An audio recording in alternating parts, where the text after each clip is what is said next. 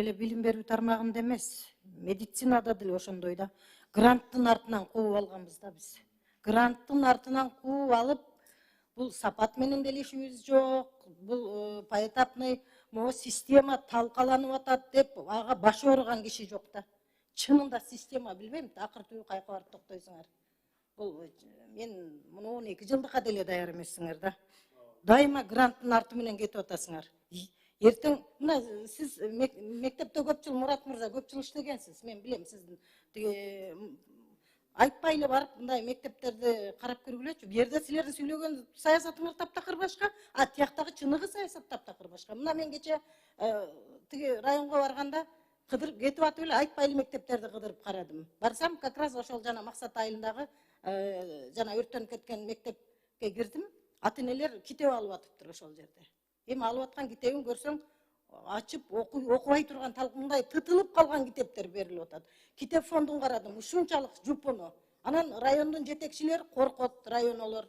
Статистика мени берчи маалыматты мен барып министрликтен китеп алайын. Ата-энелер болсо мону кантип окутам? Китеп бир балага 1000 сомдон ашып кетип атат, китеп сатып алып берип атабыз дейт. Тиги районго айтсаң, статистикасы келет 85% камсызбыз деп келет да. Жөн эле мындай бир круговоротто бир ортодо чыныгы картина таптакыр башка. Азыр силер мына пизага даярданып атасыңар, бюджеттен алганыңар 300 000 долларды алдыңар. Бюджеттен алдыңар. Билбейм, аны эми ал эмне эбегейсиз акча. Мейли алгыла, бирок сапатка даярдык болуш керек да. Мен мугалим тараптамын, дайыма мугалимдер тараптамын. Келип туруп эле мугалимдер башы көтөрүлбөйт. Реформа дейсиңер, дайым мугалим сабак өтөбү же кагаз жазабы. Кечке кагаз менен баягы эле писанияда баягы эле бумаготворчество. Алар кайсы убакта творческий иштейт? Ай бир билим берүүгө кайсы министр келсе суранабыз да. Бирдемге жазачы деп. Келген эле министр дару грант. Şu granttın артынан, а Сингапурду деле грант аныңар делечи, саясаты келип туруп. Грант алуу максатыңар. Алып эле атасыңар. Жыйынтыгында эчтеке жок да.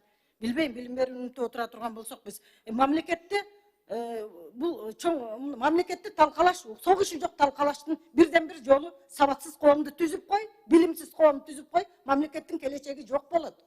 Мамлекеттин келечеги билим берүү. Айтса тарынасыңар. Кайсы министр келсе эле китепти коебуз. Мына өткөн эле жакында эле биз жылдын аягында токтом кабыл алдык эле. Динер калбактына туурабы? Ошол токтомдун бир пункту аткарылган жок да. Абакиров менен келип ушул жерде бир канча жол токтомду талкуулап өткөргөнбүз. Токтомубузду чакырган да жок булар. Рабочий группа түзөлү дегенбиз. Рабочий группаны эми чакырышсын деп отурабыз. Чакырган жок бизди. Жумушчу топ түзүлүп. Ушундай бир саясат болуп атат да. Тим эле алтын тамга менен мыйзамдар жазылса дагы ал кагазда иштебей калса тыйынга татыбайт да. Бул кичине жаңы эме келдиңер, мына жаңы кан айлануу болсун деп, орун басарлар жаңы болдуңар, министр жаңы болдуңар.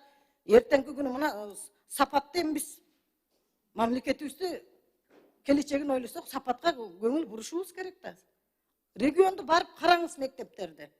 Кыдырыңыздар айылдагы мектептер. Айырга барсаңар дароо жазап баягы эле картина жасалгалуу, жасалмай жасалгалуу менен көрсөтүп туруп, бири-бирибизди алдоо менен келатабыз да.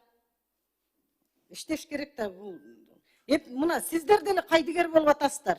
Кайдыгер сиздер, мен көрүп эле атам сиздердин иш стилиңиздерди.